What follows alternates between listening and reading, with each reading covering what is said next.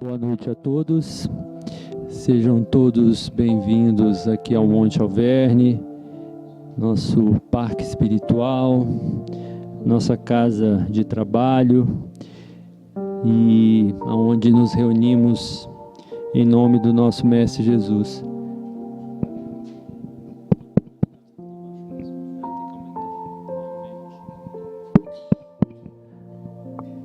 Alô, som? Pode, eu ainda achei mais baixo. Alô, tá bom? Aumentou um pouquinho.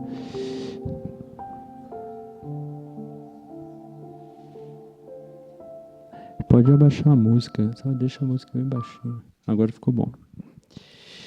Então, estamos aqui para mais uma palestra pública na nossa casa, como todos os sábados acontecem.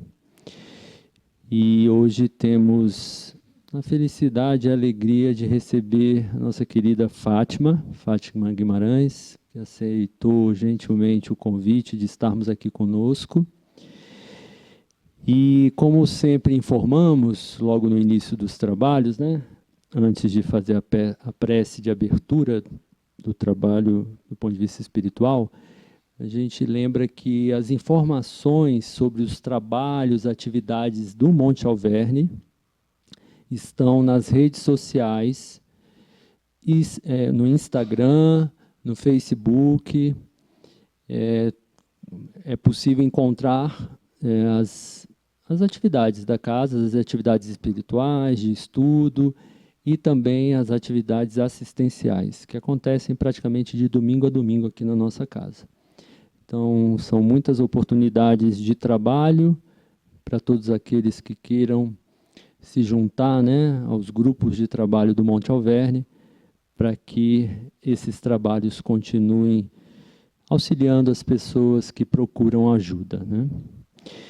E então, né, teremos a palestra principal, antes dela o comentário inicial que o Antônio Borges fará para nós nessa noite. E, ao fim, depois da palestra, teremos os passes na sala de tratamento espiritual. Então, para dar início aqui no trabalho da noite, a gente vai pedir para o Acácio fazer a prece inicial para nós.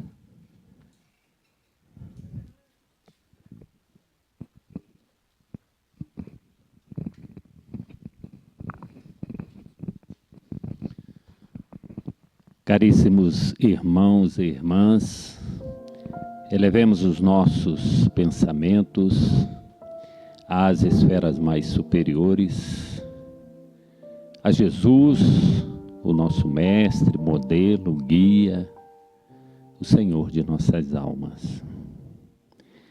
Jesus querido, obrigado por essa oportunidade de estarmos mais uma vez reunidos em seu nome.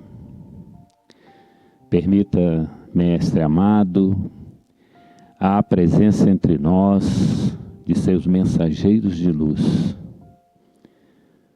Rogamos, em especial pelos mentores desta casa, Francisco de Assis e Chico Xavier, que eles possam harmonizar os nossos pensamentos, que possamos olvidar nestes momentos as atribulações do dia a dia, aquelas provas necessárias para o nosso burilamento, para o nosso melhoramento, para que possamos alçar voos às esferas superiores,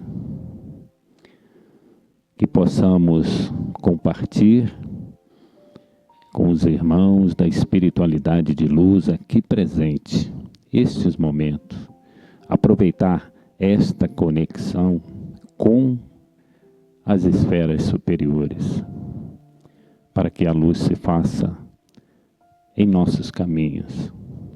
Muita paz para o nosso coração, perseverança e ânimo para a nossa caminhada. Rogamos também, Mestre querido, por muita luz, muita paz, muita intuição para a nossa irmã encarregada do estudo desta noite. Que assim seja.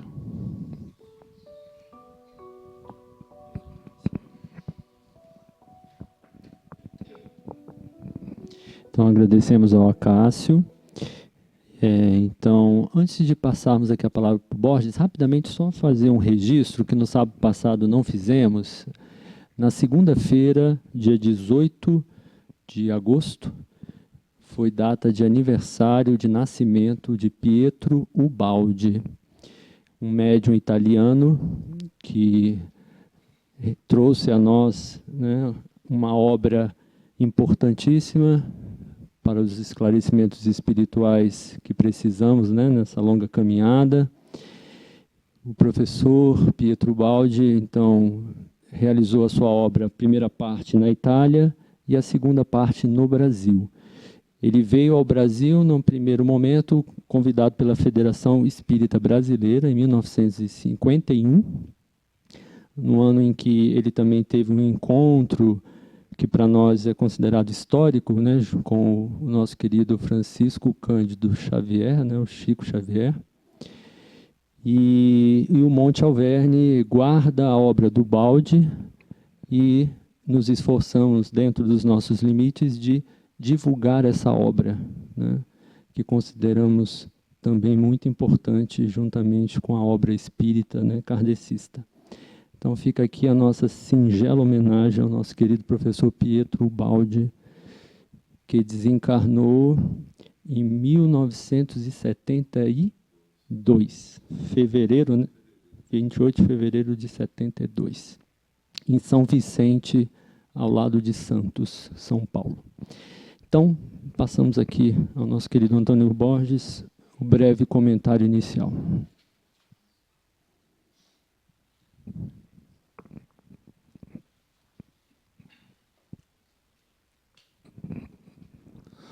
Boa noite a todos, boa noite, Fátima, boa noite.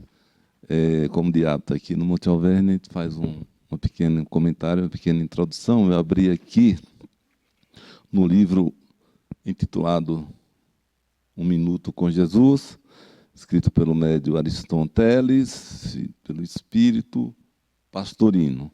Abri e caiu aqui numa mensagem que é sempre repetida pelos cristãos, essa citação de Mateus, onde 2 ou 3 estão reunidos em meu nome, aí estou no meio deles. Mateus 18, 20. E o médium, pelo espírito Pastorino, escreveu o seguinte: é um reconforto saber que ele, o mestre, está em pensamento junto daqueles que se reúnem para pensar, falar e trabalhar em torno do seu evangelho.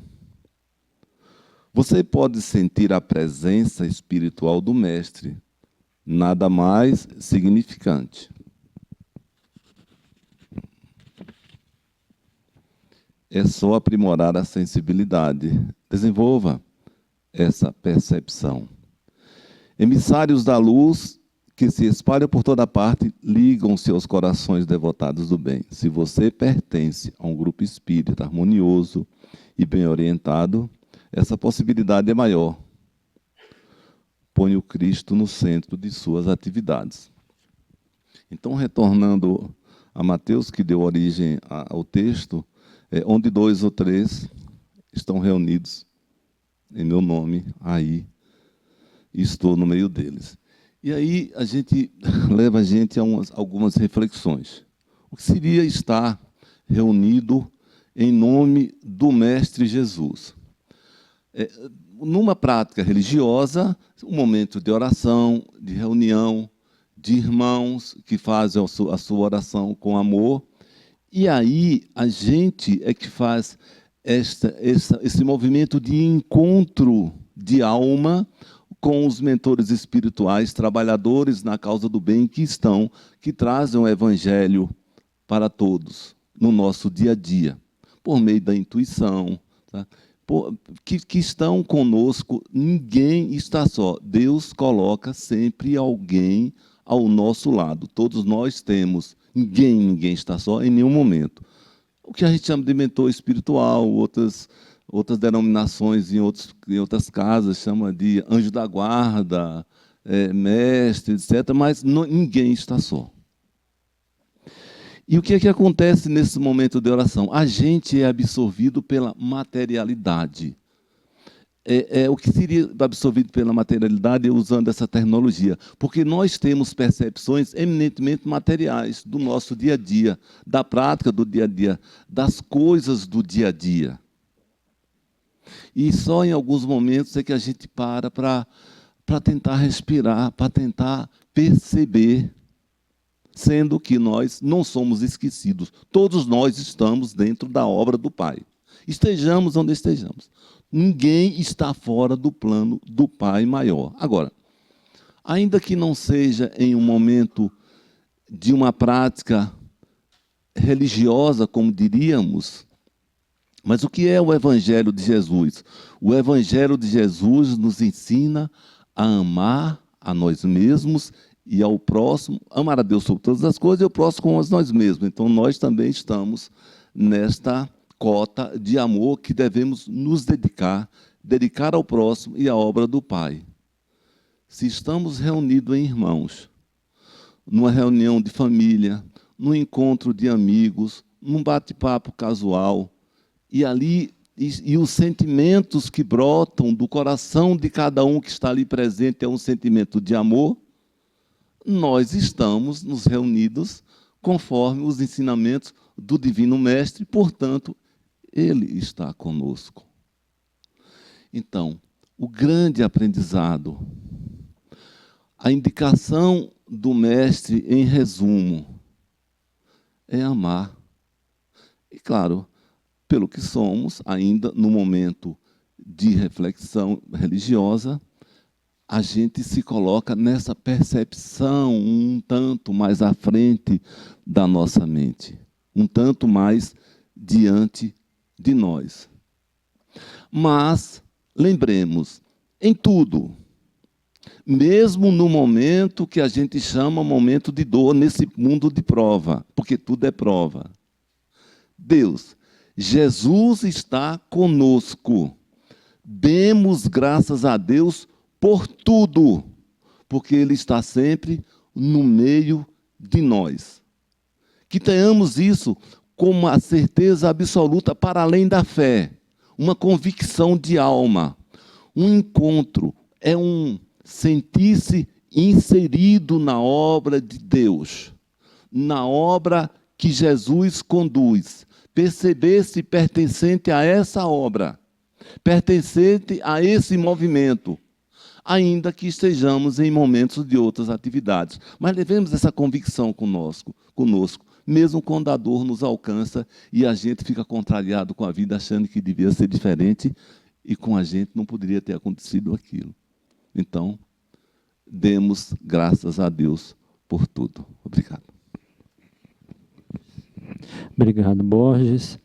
Então, sem mais delongas, vamos passar a palavra à nossa querida Fátima, que vai trazer para nós, né, a palestra Motivos de Resignação, né, Fátima? Fica à vontade. Você pode ir até 9h10? Tá? Você consegue ver ali? Então, fica à vontade. A casa é sua. Obrigada. Boa noite a todos. É sempre uma alegria, como foi falado na nossa preparação, estarmos reunidos em nome de Jesus. Acima de tudo, falando do seu Evangelho. Porque cada um de nós que aqui estamos na noite de hoje, não somos cristãos pela primeira vez. Não conhecemos o Cristo, a sua mensagem, nesta encarnação. Nós que aqui estamos, já viemos séculos e séculos repetindo as suas mensagens, os seus ensinamentos. E o Consolador prometido por Jesus, que consideramos ser a doutrina espírita, nos convida, não mais, como nos diz Bezerra de Menezes, nos convoca ao exercício, à vivência do Evangelho de Jesus, para que possamos ser aqueles com quem Jesus conta, nesse momento, onde a Terra transita para um mundo melhor, sermos aqueles apóstolos, discípulos que vivem a sua mensagem, dando o exemplo de que o Evangelho já habita em nossos corações. Mas por quê? Somos privilegiados? Perdão. Não. Nós somos mais responsáveis, porque a doutrina espírita vem nos trazer com clareza o porquê que aqui estamos, qual a causa, para onde vamos, de onde viemos, e compreendendo então o motivo das nossas existências, aí, através do intelecto, do raciocínio, que a doutrina espírita é lógica, nós vamos então compreendendo o que cabe a cada um de nós realizar em nós mesmos para um mundo melhor, que começa em nós. E o Evangelho segundo o Espiritismo, no capítulo 5, ele vem nos falar sobre bem-aventurados os aflitos. Quando Kardec desenvolve esse estudo, melhor, organiza, porque as mensagens vieram todas do plano maior, dos espíritos superiores, ele o faz, como em toda a sua codificação, de forma didática, para que nós possamos compreender no Evangelho segundo o Espiritismo as passagens do Mestre de uma forma bem clara, bem acessível, para que possamos começar a viver. Então ele começa nos falando sobre a justiça das aflições. Então ele vai nos mostrar que na justiça de Deus não existe privilégios. E que Deus não castiga. Deus nos oferece as existências para que nós possamos compreender, aprender a lidar com a matéria, esta que nós conhecemos da Terra, não é? Para, através dela, entendermos como é regidas as leis universais e quando infringimos as leis de Deus, as leis naturais, então nos vem o retorno. Então não é Deus que nos castiga, podemos ver pela própria natureza. Quando o homem interfere na natureza, ela lhe responde com reação contrária. Por isso vemos tantos fenômenos aí acontecendo, climáticos, nos rios, nos mares, nos lagos, em a natureza em geral, que vão interferindo e trazendo resultado, com mudanças do clima, com a reação da natureza, né, através dos fenômenos naturais, apesar de que também sabemos que os fenômenos naturais, os terremotos, os maremotos, os tsunamis, os vulcões, os incêndios florestais, que acontecem naturalmente pela lei de destruição para que haja uma renovação. Mas quando o homem interfere, isso se torna mais intenso. A justiça de Deus é a melhor possível, é a justiça do Pai. Foi o que Jesus nos trouxe, que Deus é Pai justo e bom. Então, ele nos oferece todas as oportunidades para o nosso crescimento. Ah, mas por que as minhas aflições? Por que eu sofro? Primeiro que quando vivemos num lugar, né, nós que conhecemos aqui, aonde moramos, nós temos vários lugares como esse, que encontramos paz, temos recantos onde podemos nos recompor. Mas temos também lugares no nosso próprio bairro, que é agitado, que nos causa incômodo, que as pessoas brigam, que há tumulto.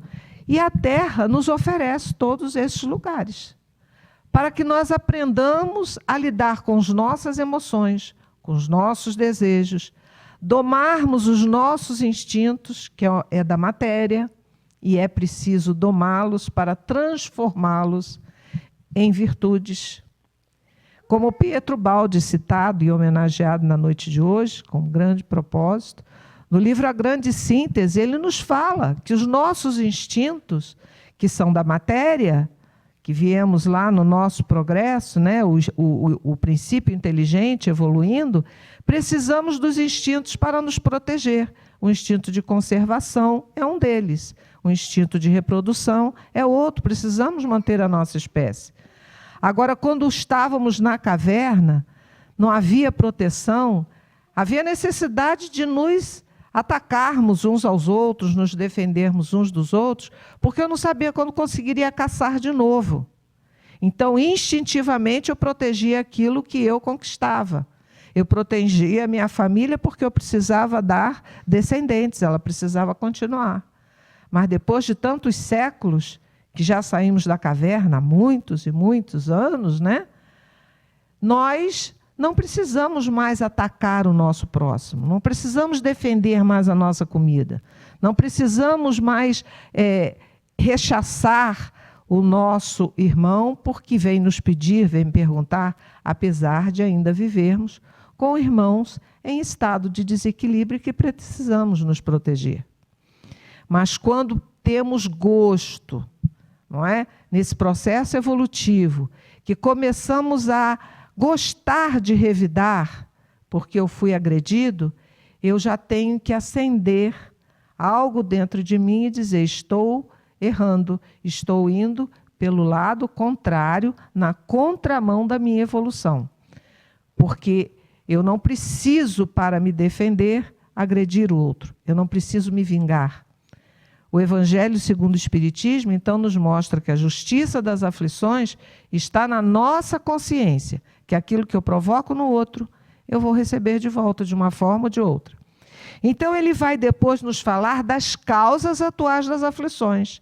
Ele nos mostrou que Deus é Pai, justo e bom, a espiritualidade vem trazendo, não é?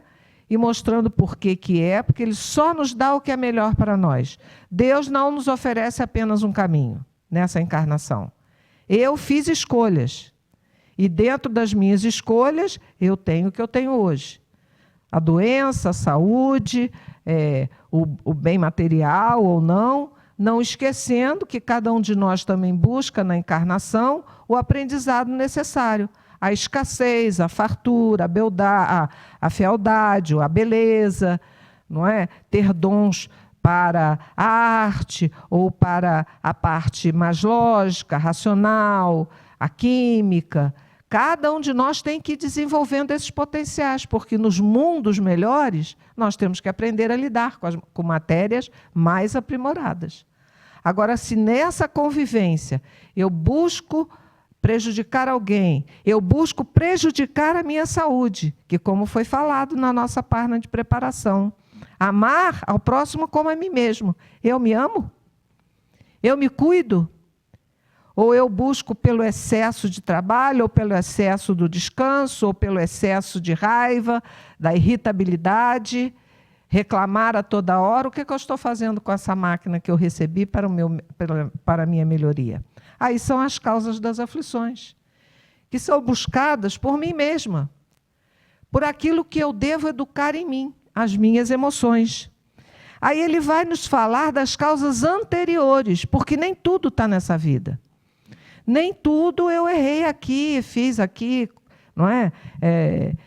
Fui negligente, não cuidei da saúde, não cuidei da minha capacidade de desenvolver intelectualmente, do meu aprendizado. Não, eu fiz o meu esforço em toda essa vida, mas eu trago problemas de saúde, eu trago problemas para aprender as coisas. Então, eu tenho que ver que essa origem deve ser do meu passado. Ou usei mal, porque Deus também não castiga, e nós temos também que tirar na doutrina espírita essa questão de que eu estou pagando sempre alguma coisa, gente. Eu não preciso pagar, eu preciso aprender. Não é porque eu tenho uma pessoa difícil do meu lado que muitas vezes a gente diz assim, esse é meu karma. Qual é? O karma é bom, tem karma bom e karma ruim. E nós costumamos só falar do karma como o lado ruim. Não, é a pessoa que está me favorecendo, me sendo instrumento para que eu desenvolva potencialidades que eu não tenho. Da tolerância, da paciência, da compaixão, da empatia.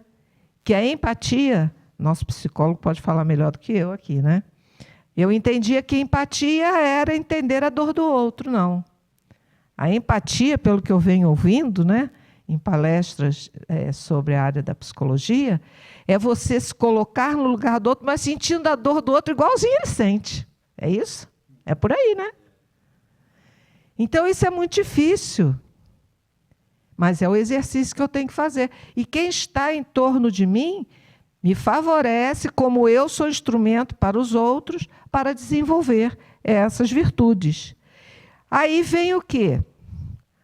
Eu lembrei lá, tenho causas anteriores que eu não sei qual é, mas por que eu não lembro?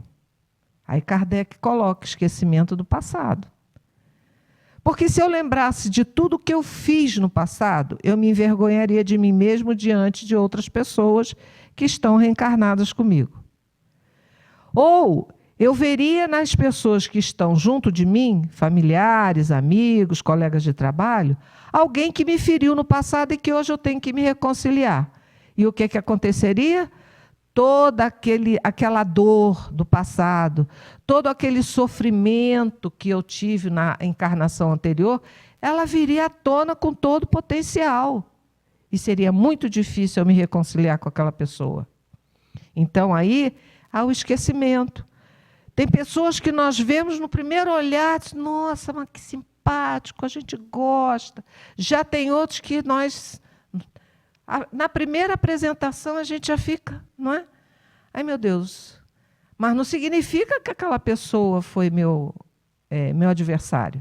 Significa que algo naquela pessoa desperta em mim algum trauma que eu tive, ou nessa vida ou na vida anterior. Mas não que ela seja o móvel, que isso é uma outra coisa que o conhecimento espírita traz, e nós começamos a identificar nos nossos familiares e amigos.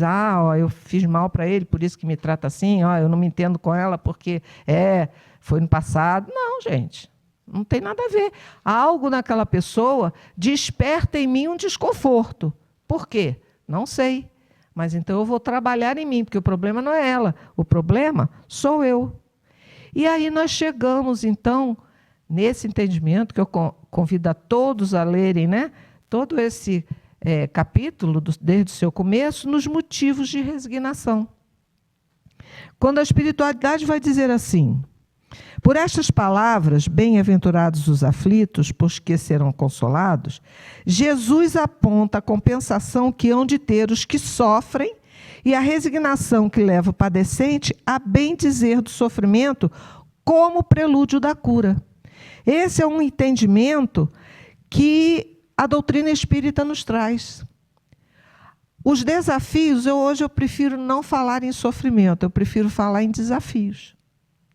Os desafios que surgem em nossa vida, seja ele de moral, né, físico, as doenças, eu tenho que encará-los, e é isso que a doutrina nos traz, como remédio que cura. Porque quando eu encaro como castigo, como reparação, como expiação, eu trago o peso da culpa. E a culpa, ela não nos ajuda, ela só nos põe para baixo. Eu vejo que eu, no passado, se é que eu fiz, eu fui responsável por algo que hoje eu tenho que passar por esses desafios. Ou que eu não fiz, mas que eu preciso passar pelo desafio para desenvolver aptidões, virtudes, sentimentos que eu ainda não tenho, ou aprimorar. Uma das coisas que a paciência, né, eu costumo pensar particularmente cada vez um pouco mais, né, quanto mais tempo de vida a gente tem, mais vamos caindo em nós mesmos e verificando, não é? Tentando observar para corrigir. A paciência, para mim, a maior dificuldade de exercer a paciência é comigo mesmo. Não é com o outro. Com o outro é fácil. Porque ali eu falo, se eu puder eu saio, mesmo que seja um parente, daqui a pouco eu penso, não, coitado, está ruim, coitada, está doente, coitado, está aborrecido. Agora a paciência é comigo.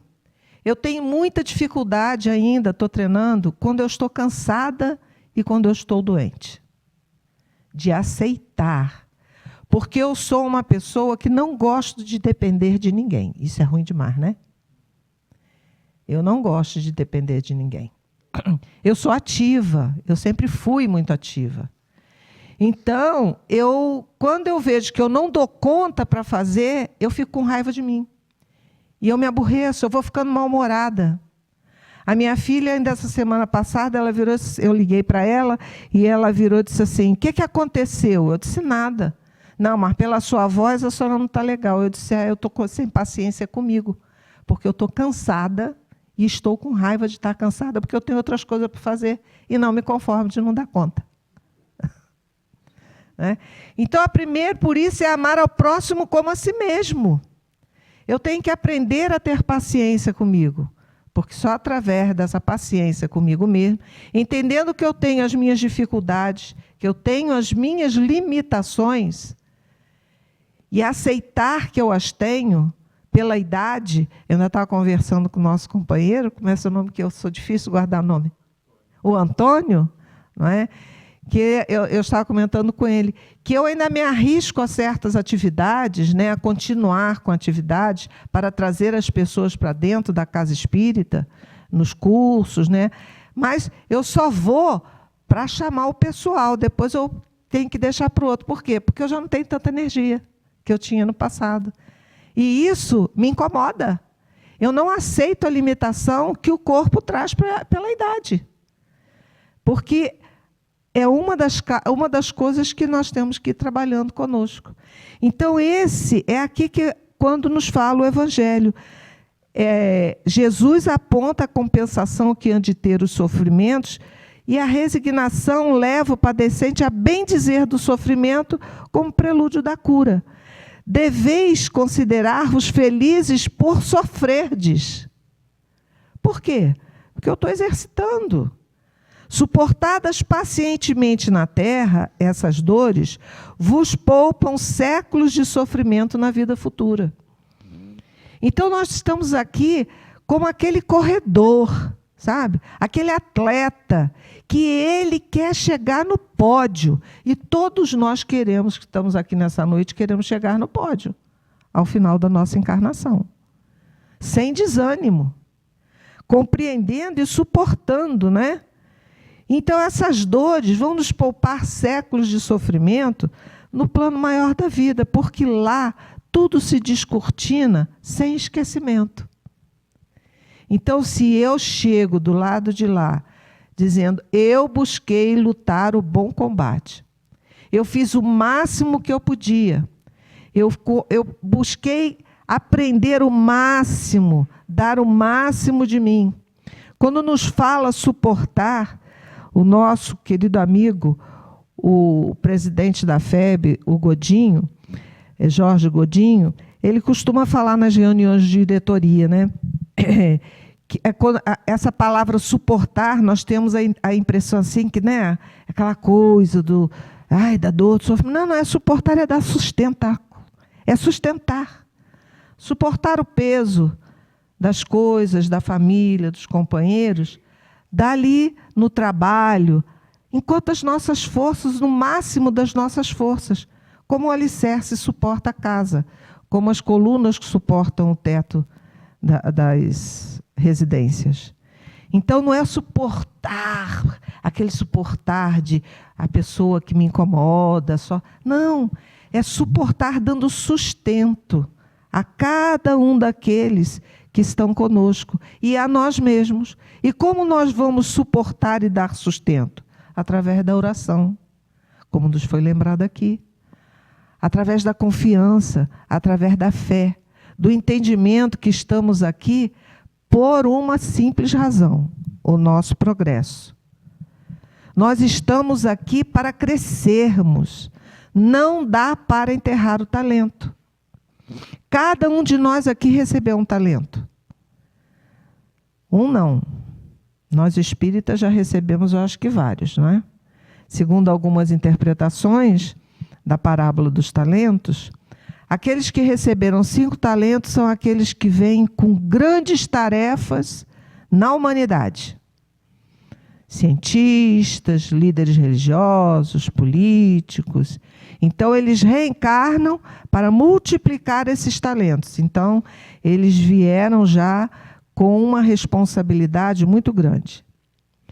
Aquele que recebeu 2 talentos é aquele que já tem um pouco mais circunscrito a aplicação dos seus talentos. Ele tem que aplicar os talentos na vida, na sua vida de relação, na sua família e naqueles lugares mais próximos, no trabalho, multiplicando as suas aptidões, aquilo que ele traz de melhor em si. E quem trouxe um talento só tem uma responsabilidade, segundo interpretações e reflexões de alguns companheiros, analisando essa parábola. É consigo mesmo. É de se melhorar. É de estar cada vez mais buscando o aprendizado, o crescimento, para a sua melhoria. Agora, nós que aqui estamos, como falei inicialmente, não somos cristãos da primeira hora. Por isso, nós temos mais talentos. Porque já viemos conhecendo o Evangelho de Jesus. Então, nós temos que multiplicar esse talento, a cada dia, a cada momento, aonde estivermos.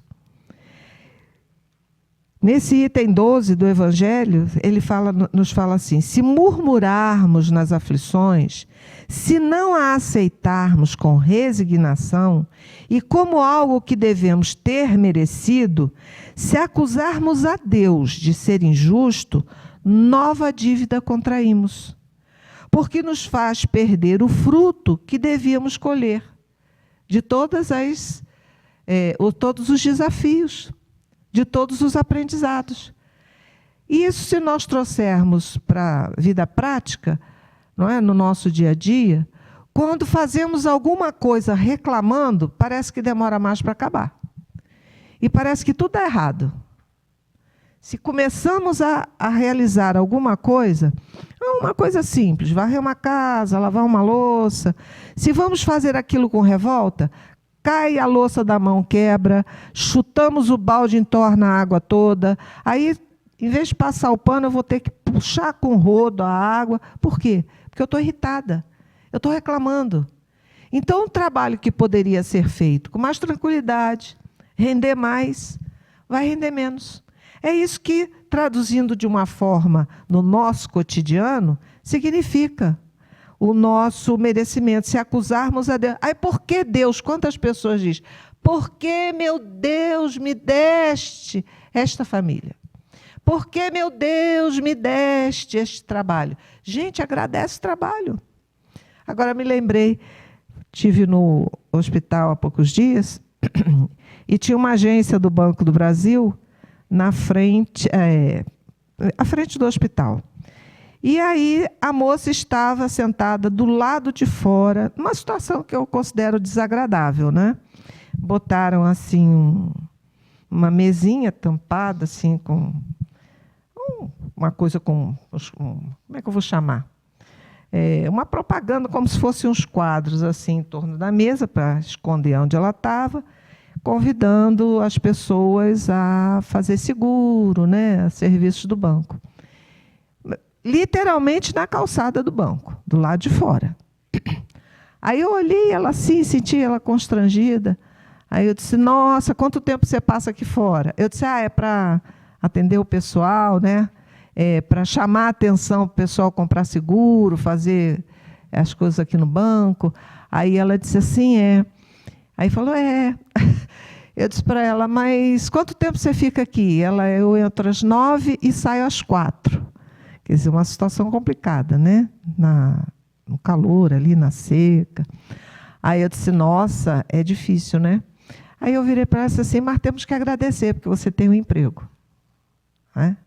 Tem que ver o lado bom da coisa. Você está do lado de fora, não está fechada numa sala, está aqui, ó, pegando ar fresco, né? Vendo as pessoas passar do lado de fora. E agradecer porque você tem um emprego, porque tem tanta gente precisando de trabalho. Aí ela sorriu e disse, a senhora tem razão. Então, mas quantas pessoas reclamam do trabalho que tem? Muitas vezes funcionários públicos que atendem mal as pessoas, que acham que estão fazendo favor. E não é só o funcionário público. Muitas vezes no comércio, uma farmácia. Há poucos dias, fui numa loja, nem me lembro mais o que eu fui comprar. As duas pessoas... uma loja de perfumes, de essência, né, no shopping, lembrei. E eu perguntei de um creme para mão. Aí a moça me respondeu, eu digo, não, porque o que eu tenho, eu só lembro da embalagem, assim, eu não lembro do nome.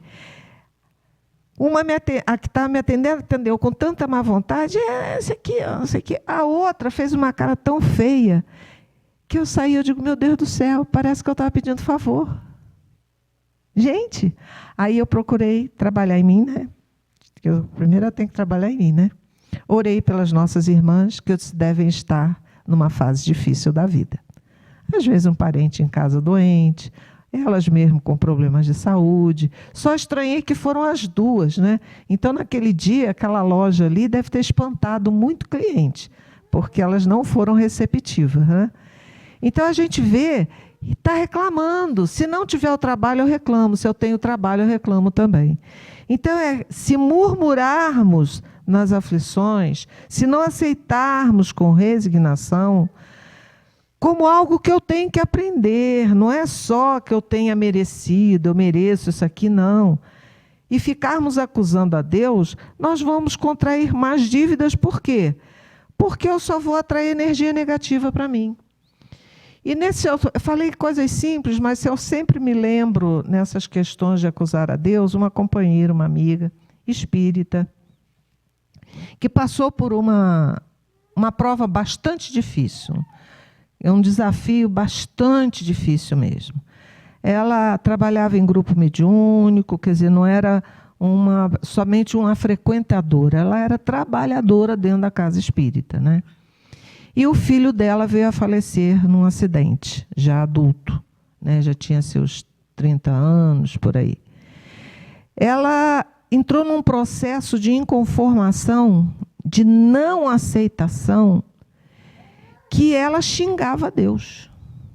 Ela se afastou de tudo. Por que comigo? Por que o meu filho?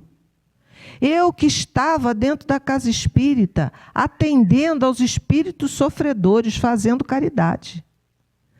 Por que Deus fez isso comigo? Então, nós nos voltarmos na nossa dor para dentro só de nós, esquecendo que tem várias mães perdendo seus filhos. A outra pode.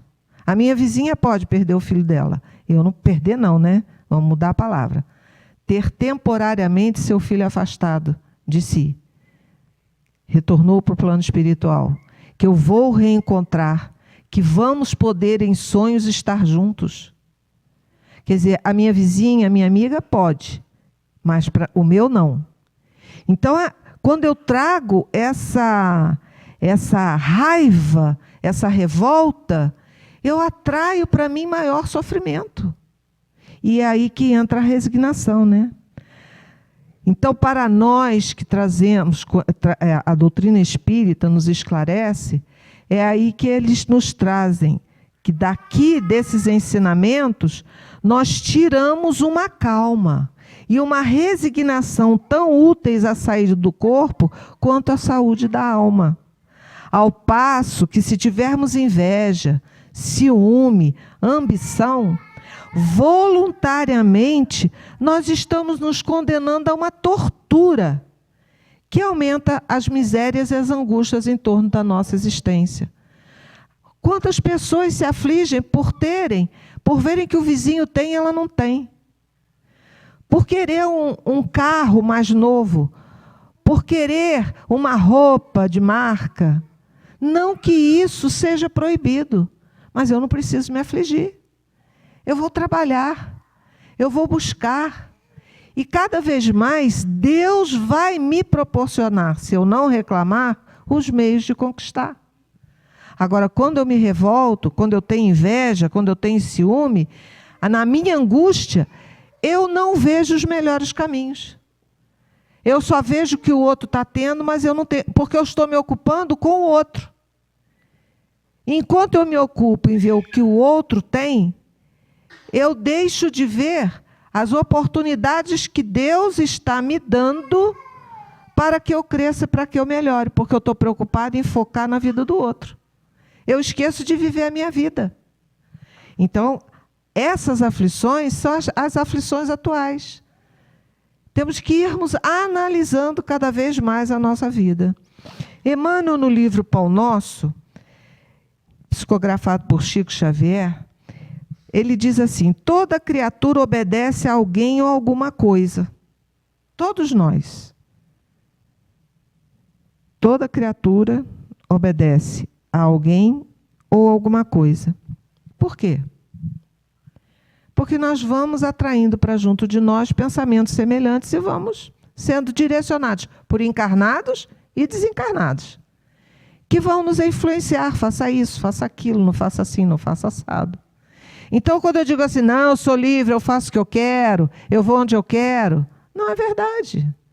Eu vou onde a vida me permite. Eu faço o que a vida me permite. Não é nem a pessoa que está comigo, não. Porque eu não posso fazer tudo o que eu quero. Eu tenho meu livre-arbítrio, mas meu livre-arbítrio termina quando começa o direito do outro. Então, nós temos sempre, nós permanecemos. Qual é o objetivo? Ele nos diz, Emmanuel, que ninguém permanece sem objetivo. Qual o objetivo da nossa vida? Essa é uma das perguntas importantes para o entendimento das nossas aflições. Qual o objetivo que eu estou tendo na minha vida? O que eu tenho como proposta para o meu dia a dia? Para o meu futuro? É algo que eu tenho possibilidade de alcançar? Ou eu estou sempre para não alcançar e para poder buscar aflições, tristezas e dores? E ele nos continua nos dizendo: o homem obedece a toda hora. Entretanto, se ainda não pôde definir a própria submissão por virtude construtiva, é que não raro atende, antes de tudo, aos impulsos baixos da natureza, resistindo ao serviço de autoelevação. O que eu estou tendo como projeto de vida? Qual é o meu objetivo? É mais o aqui e agora? Ou as coisas que eu quero conquistar no hoje, no aqui e no agora, estão visando o meu crescimento espiritual? Eu estou priorizando a minha melhoria, o meu aperfeiçoamento, ou apenas a conquista do ter e do ser? Quero ter cada vez mais ou quero ter mais poder? Então, nós temos que ver a que estamos obedecendo. Qual o propósito da nossa vida? Nós vamos, então, caminhando para um ponto em que vamos ver que não só os sofrimentos e as aflições estão presentes na nossa vida, mas a todo momento nós temos o plano espiritual, os mentores, os nossos anjos da guarda, nos auxiliando no nosso crescimento, na nossa melhoria, todos os dias, em todos os momentos. No Evangelho segundo o Espiritismo, na oração, no prefácio da oração do anjo de guarda, eu sempre procuro lembrar, na maioria das minhas falas, que é para eu mesmo não me esquecer, né? Ele nos diz lá, a espiritualidade nos diz no prefácio, que o meu anjo da guarda, os nossos anjos da guarda, eles nos auxiliam a resolver as questões, às vezes, mais simples da vida. E nós nem sequer nos damos conta. Aí a gente diz assim: nossa, que sorte, olha, veja o que aconteceu, né? De repente eu encontrei fulano, de repente eu vi um livro, de repente eu ouvi na televisão a resposta que eu precisava. São eles nos auxiliando o tempo todo.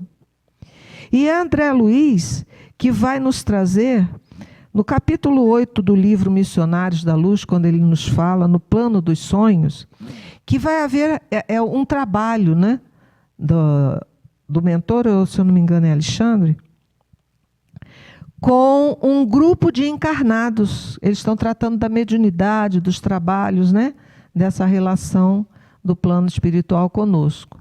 E eles vão levar nós, encarnados, para essa reunião.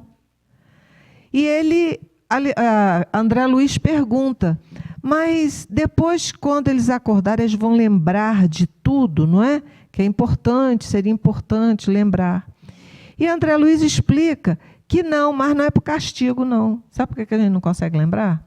Porque o nosso cérebro material, ele não tem condições de deixar que tudo que se vê no plano espiritual seja lembrado por nós. Então é a máquina, é o computador que não tem todo aquele HD que precisa, né?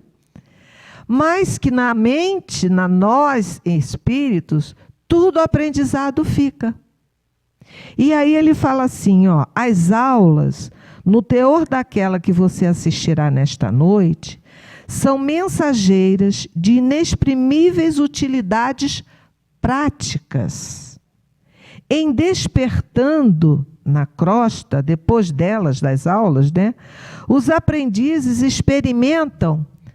Vamos prestar atenção a cada manhã quando nós acordarmos. Alívio, repouso e esperança. A par da aquisição de novos valores educativos. É certo que não podem reviver os pormenores, mas guardarão a essência, sentindo-se revigorados, de inexplicável maneira para eles, não só a retomar a luta diária no corpo físico, mas também a beneficiar o próximo e combater com êxito as próprias imperfeições. Nós temos isso todos os dias, quando dormirmos. Todos os dias. Nós nos encontramos com os nossos amigos, com os familiares, com o nosso mentor, com o anjo da guarda. E eu passei a prestar atenção de uns tempos para cá, que estamos vivendo alguns desafios bastante difíceis, porque quando é conosco é fácil, né? De enfrentarmos. Agora, quando é com o filho, com o neto, que nós não temos atuação direta e não podemos livrar do sofrimento, é muito mais angustiante, não é? E muitas vezes a gente se deita angustiado, não vê solução, não vê saída, não vê explicação, não vê resposta. E é interessante que eu acordo, sem entender porquê, mas eu acordo mais calma, mais confiante. E aí, com essa leitura, releitura, que estamos estudando Livros Missionários da Luz no nosso grupo mediúnico, me relembrou o que eu sinto. Eu passei a saber que eu estou sendo realmente amparada. Mas que retirar as dores não podem, porque é o nosso aprendizado. Me retirar da aflição não pode. Do aprendizado dos filhos e dos netos, não posso. E nem Deus vai tirar, porque eles se propuseram, na escolha das suas provas, a passar por esses desafios. Mas aí eu encontro essa calma, não é? Não é nem calma, é um alívio. É uma esperança diferente. Que quando nós sentimos mesmo durante o dia, se pararmos, se orarmos, se aquietarmos a nossa mente. E um recurso que eu tenho usado com muita frequência atualmente é que quando eu começo a dialogar mentalmente com os problemas, né? E eu vou fazer, eu vou acontecer, e eu vou buscar, e eu não consigo calar esses pensamentos aflitivos, eu boto palestra. Pego o YouTube e boto uma palestra. Escolho alguém lá, uma mensagem. Pode ser de filosofia, pode ser de psicologia, pode ser de doutrina espírita, mas por quê? Porque enquanto eu escuto, eu me desligo do problema e consigo sintonizar com quem quer me ajudar. Porque realmente é difícil.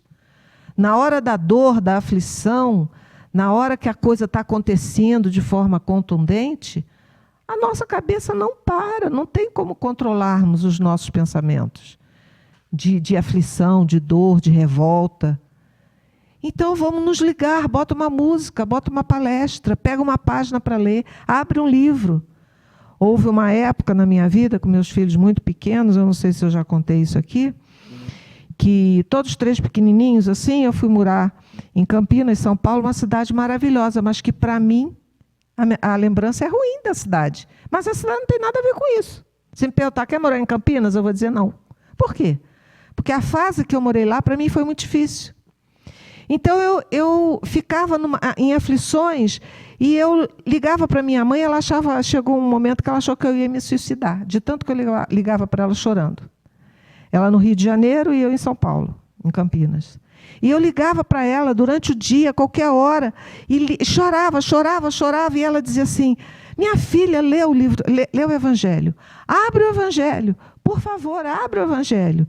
Um dia eu fiquei com tanta raiva, confesso aqui, dela me dizer, mandar ler o Evangelho, que eu disse para ela, mãe, eu abro e não me diz nada. Não traz a resposta que eu quero. Não adianta ler o Evangelho, porque realmente não adianta. Tu vai ler ali, mas insista. Aí ela deu um gritinho do lado de lá, né, no telefone. Menina, para com isso! Você começou sofrendo por questões simples da sua vida. E era. Porque eu sou neurótica. Meu marido pergunta se eu vou se eu vou encerar a grama. Se eu vou passar as meias e as cuecas. Porque eu era neurótica com organização, limpeza. Não é? Estou melhorando. Eu consegui. Então, realmente, eu não tinha ninguém para me ajudar com 3 filhos pequenos. O que me afligia era não dar conta daquilo tudo. E ela dizia, você começou sofrendo, as suas dores, são coisas pequenas. E você já tem uma nuvem de irmãos junto de você, sofrendo junto. Aumentando o seu sofrimento. E é isso que a gente faz. A nossa aflição, muitas vezes, não é tão grande. Mas se nós damos curso ao nosso pensamento, às nossas emoções de revolta, de dor, de angústia, de tristeza, eu atraio os irmãos desencarnados que estão numa situação igual ou pior para junto de mim. Aí chega assim, coitadinho dele, peraí, tadinho. Aí ele sofre junto. Aí vem outros, estão os dois chorando, sofrendo, deixa eu chegar de novo também. E aí a gente sofre com as energias nossas e de todos esses irmãos que vêm se aconchegar a nós até para buscar também uma solução. Emmanuel, no livro Pão Nosso, ele diz assim, é justo refletir sempre quanto a isso, porque somente quando atendemos em tudo aos ensinamentos vivos de Jesus é que podemos quebrar a escravidão do mundo em favor da libertação eterna. Qual é a escravidão do mundo? Nós vivemos num mundo de matéria, num mundo de aflição, num mundo de dor, num mundo de expiação e provas. Então, eu sempre vou ter em torno de mim pessoas sofrendo, pessoas com dificuldades. Eu tenho as minhas, mas os outros têm mais ainda. E parece que no momento atual, a cada pessoa que eu encontro, eu verifico que aquela pessoa está com um problema muito maior do que o meu. E eu acho que o meu é enorme. E eu ainda falei para o meu marido, encontrei uma amiga na palestra do Cícero Pereira essa semana, e eu achei que ela estava bem com os filhos, e aí ela veio me contar os problemões que ela está vivendo. Eu disse, gente, eu achei que eu tinha problema, mas eu não tenho, diante do problema dela. Então, nós vemos os outros e achamos que estão bem. Mas, na realidade, cada um de nós estamos vivendo um momento de aprendizado coletivo, de enfrentamento de mudanças. E o enfrentamento é conosco mesmo, para educarmos as nossas emoções. O Evangelho segundo o Espiritismo, no capítulo 9, ele nos traz, no item 8, um ensinamento que nós temos que praticar todos os dias da nossa vida. Ele diz assim, a doutrina de Jesus ensina em todos os seus pontos, olha só, não é num ponto, em todos os seus pontos, a obediência e a resignação. 2 virtudes companheiras da doçura e muito ativas. Se bem os homens erradamente as confundam com a negação do sentimento e da vontade. A obediência é o consentimento da razão. A resignação é o consentimento do coração. Forças ativas ambas, porquanto carregam o fardo das provações que a revolta insensata deixa cair. O pusilânime não pode ser resignado, do mesmo modo que o orgulhoso e o egoísta, não podem ser obedientes. A obediência é aquela coisa simples que a gente, no nosso dia a dia, está aí no nosso trânsito, a faixa de pedestre, né? Tem que parar. Ou a lei vem em cima, vem a multa. Eu não posso roubar, eu não posso prejudicar o meu irmão de forma violenta, a justiça vem, isso eu obedeço. Avancei o sinal, a multa é pesada, eu obedeço, porque a dor que a gente mais sente é a do bolso. Então é no bolso que começa a nos educar. Essa é a obediência. Não faça isso porque você vai ter aquele resultado ali. E eu não quero aquele resultado, eu obedeço. Mas e a resignação?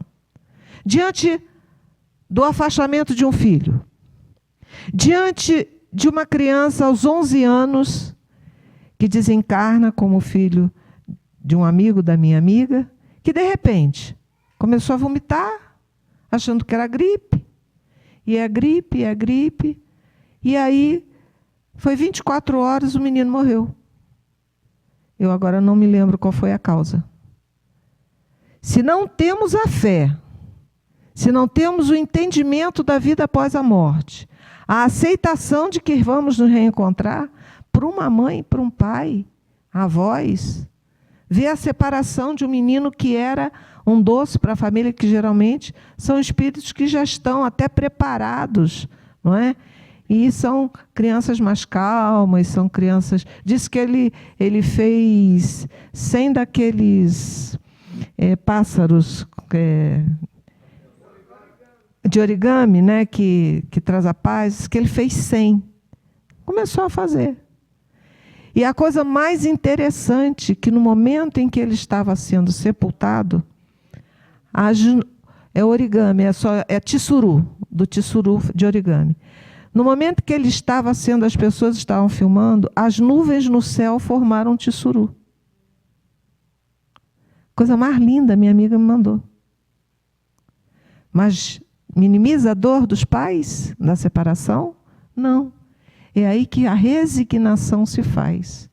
Naquilo em que não temos como mudar.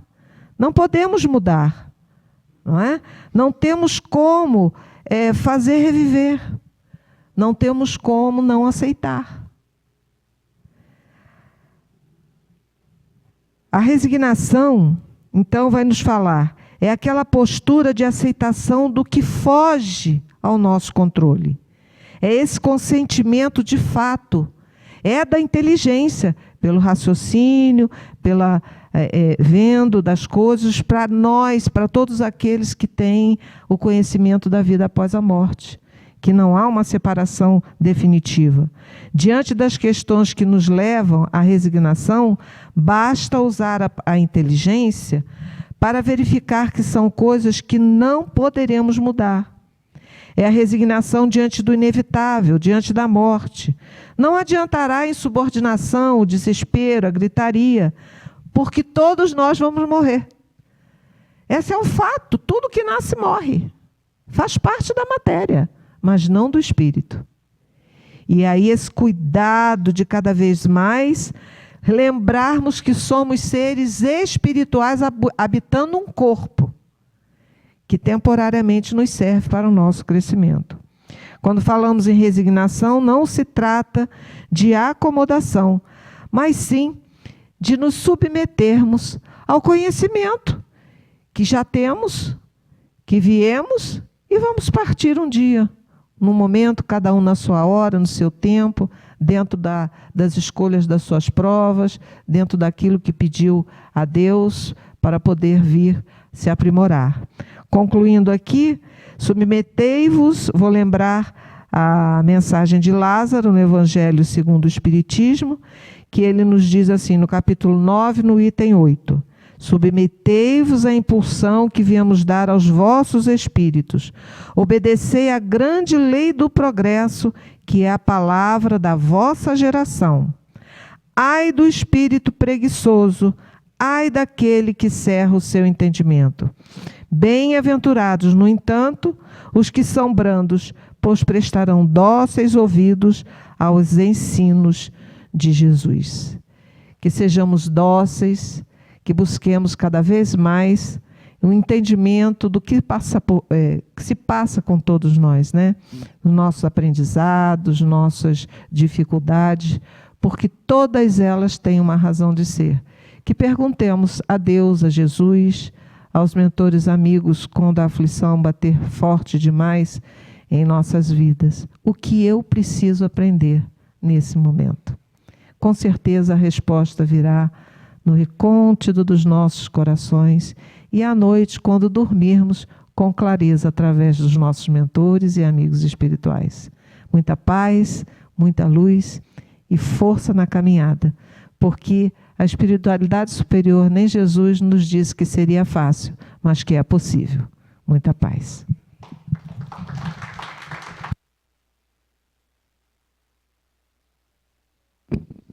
Fátima, muito obrigado pela palestra. A palestra me fez lembrar, e aí eu aproveito para, mais uma vez, sugerir todos que puderem, que assistam a série The Chosen, né, Os Escolhidos, né? Uma série que fala sobre a vida de Jesus, está no Netflix, no Prime. E eu imperdível. Eu lembrei das cenas, são muitas cenas que são construídas para além do que conhecemos no Evangelho e que elas são profundamente educativas. É impressionante, né? E aí eu me lembrei com a sua palestra da cena belíssima de Tiago, o menor, indo falar com o mestre depois de ter presenciado inúmeros milagres de Jesus, curando muitas pessoas, e ele, apóstolo, caminhando com Jesus, manco e sem receber esse milagre. Até que ele sempre muito humilde em relação a isso.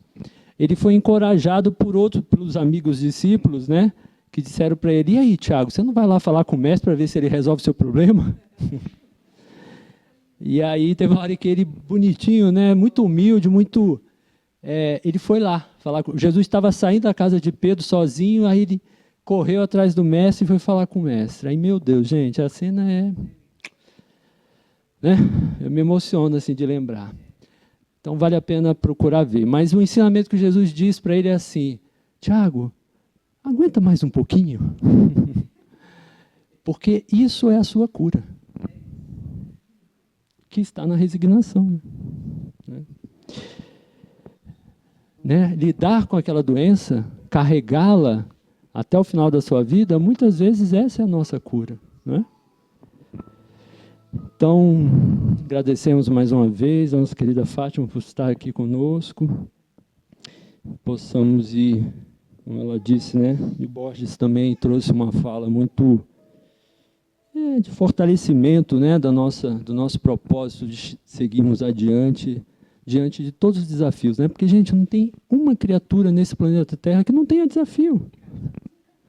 Não tem jeito, gente, não tem para onde correr. Está aqui nesse planeta é para lidar com o desafio, porque só assim a gente evolui. Né? Então, que a gente possa se fortalecer juntos, né, ouvindo, estudando o Evangelho de Jesus, a doutrina espírita e todos os saberes que podem iluminar o nosso caminho. Né? Então, a gente vai passar agora para os passes, né, aqui na sala de tratamento. A gente pede para os médiuns da nossa casa que possam nos ajudar. E aí, ao final, lá a gente faz a prece final. Quem pode ficar até o final, a gente convida para entrar na sala de tratamento e fazermos o encerramento lá. E então, possamos para a segunda parte aí agora.